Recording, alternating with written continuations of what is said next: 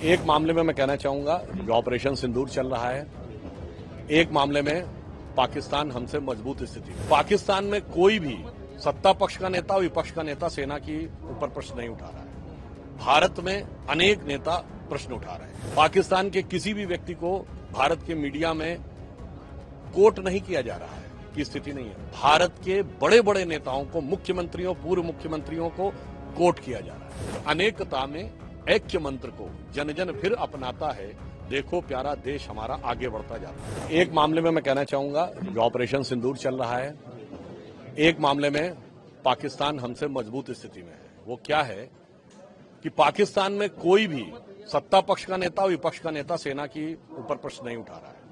भारत में अनेक नेता प्रश्न उठा रहे हैं। पाकिस्तान के किसी भी व्यक्ति को भारत के मीडिया में कोट नहीं किया जा रहा है की स्थिति नहीं है। भारत के बड़े बड़े नेताओं को, मुख्यमंत्रियों, पूर्व मुख्यमंत्रियों को कोट किया जा रहा है।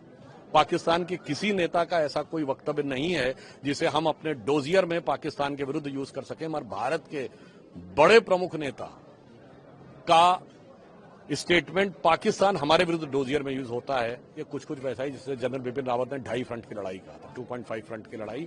तो मुझे लगता है देश को सब तरफ से चौकन्ना होने की जरूरत है। आज का जो समय है, मेरा मानना है दलगत राजनीति से ऊपर होकर सबको साथ में खड़े होकर आगे चलना चाहिए। माननीय प्रधानमंत्री जी ने अभी सांसदों का 6 डेलीगेशन भेजे हैं जो बाहर जा रहे हैं। तो मैं अपनी विचारधारा से विरोध रखने वालों को, विपक्षी दलों को भी कहूंगा कि आओ मिलकर दिया जलाएं। सर, उसमें कांग्रेस लेकिन ये कह रही है कि क्या जरूरत है प्रतिनिधिमंडल भेजने की? एक बयान कांग्रेस की तरफ से आया। देखिए, वो तो तिरंगा यात्रा का भी विरोध कर रहे थे। जिन्हें हमास और हिजबुल्लाह के लिए निकलने वाली यात्राओं में सत्य और सहानुभूति दिखती थी, उन्हें भारत की सेना के शौर्य के लिए निकलने वाली तिरंगा यात्रा में राजनीति दिखती है। मुझे लगता है इस नजरिए की जरूरत है। और जहां तक ये बात है, प्रधानमंत्री जी ने उदारता दिखाई है। कांग्रेस के नेता शशि थरूर जी एक डेलीगेशन के लीडर हैं।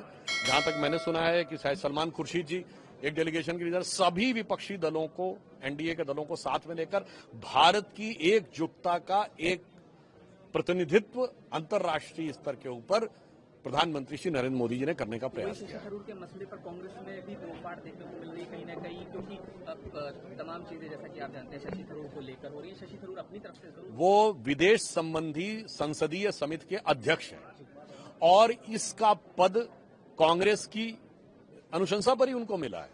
समझ में नहीं आता है कि वो अपने ही विदेश संबंधी समिति के अध्यक्ष। इसका मतलब कांग्रेस में अविश्वास और राजनीति इतना अधिक है कि वो भारत की सरकार, भारत की सेना के साथ साथ अपनी पार्टी के लोगों पर भी अविश्वास से ग्रस्त हैं। तो इस वहम की कोई दवा नहीं हो सकती। एक इम्पोर्टेंट सवाल, असम के मुख्यमंत्री ने वो गौरव गोगोई का नाम लेते हुए उनके पाकिस्तान के कनेक्शन और उनकी वाइफ के वेतन एनजीओ से वहां से मिलने की बात कही है। उसमें नाम भी प्रतिनिधिमंडल में गौरव गोगोई का भी है। सर, प्रतिक्रिया आपकी?